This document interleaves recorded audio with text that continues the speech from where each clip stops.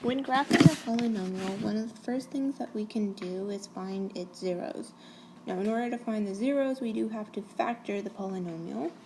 And the first thing we always want to look for when we're factoring is the greatest common factor. So remember that your greatest common factor doesn't necessarily have to be a number. It can also be a variable. So if I look at my function, I have f of x equals x to the third power minus x to the second power minus 6x. I notice that all of them have x's.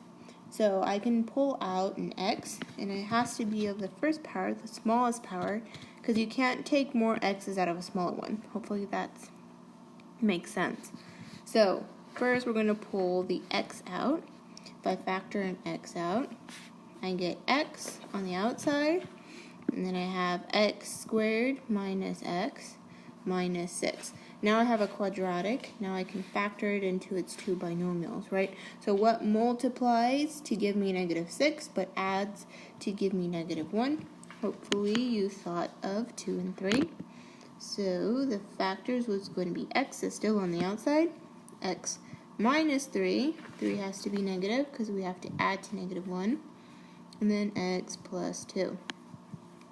So now when I look at these factors, now I know what the zeros of the polynomial are, right? So the first one, x, if I set it equal to 0, will give me x equals 0.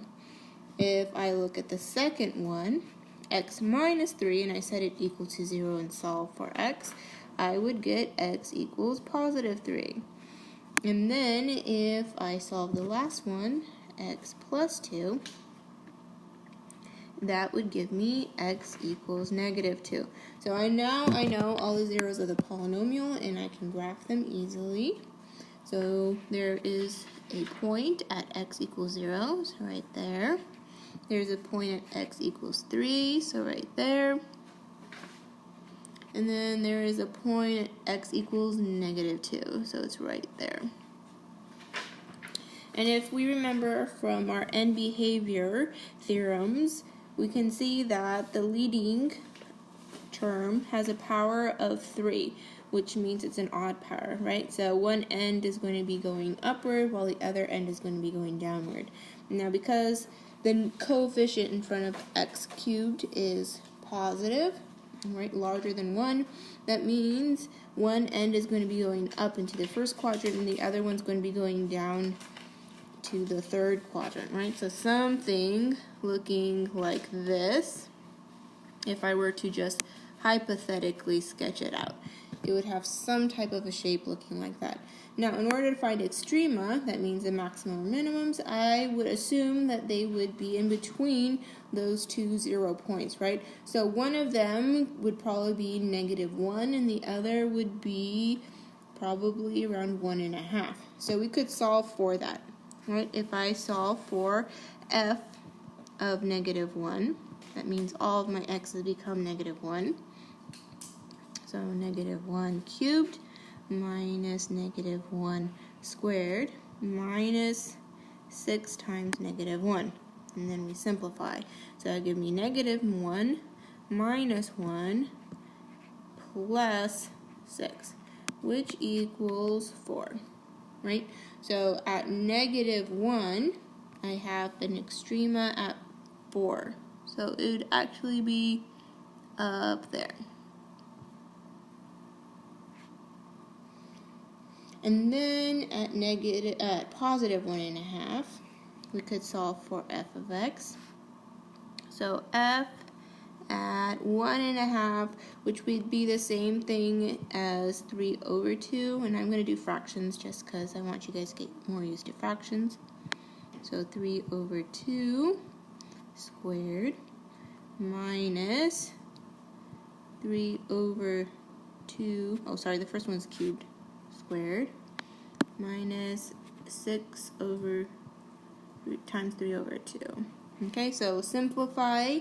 The first one would give me 27 over 8 minus 9 over 4 minus, well, I could put 6 over 1, right? Which means 2 can go into 6 3 times. So 3 times 3 would give me 9 over 1. But we just don't write the 1, okay? So now I have a couple of choices. Either I can find the common denominator and add and subtract, or I could get rid of the denominator, right? So I could say, since they have a common denominator of 8, I could do y is equal to, right, 27 over 8 times 8. Minus 9 over 4 times 8 minus 9 times 8. And the y would be times 8 as well, because what you do to one side, you have to do to the other, right? So this 8 would cancel this 8 out. 4 can go into 8 2 times, and then 9 times 8 would give me 72. All right, so simplify. This would all give me 8y is equal to 27 minus 18 minus 72. So put that all together. Let's see, 8y is equal to 27 minus 90. And then 8y is equal to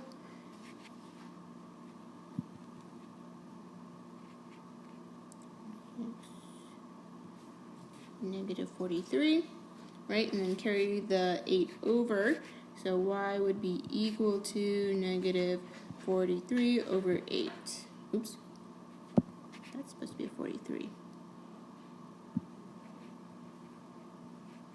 Right, and then you could simplify it, and approximately you should get 5 point something, right? So negative 5 point something means that my minimum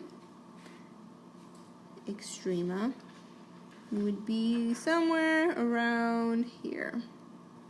Okay, so now we know for sure what the graph would look like, right? It would be coming down this way, looping all the way down that way, and then going back up. Okay?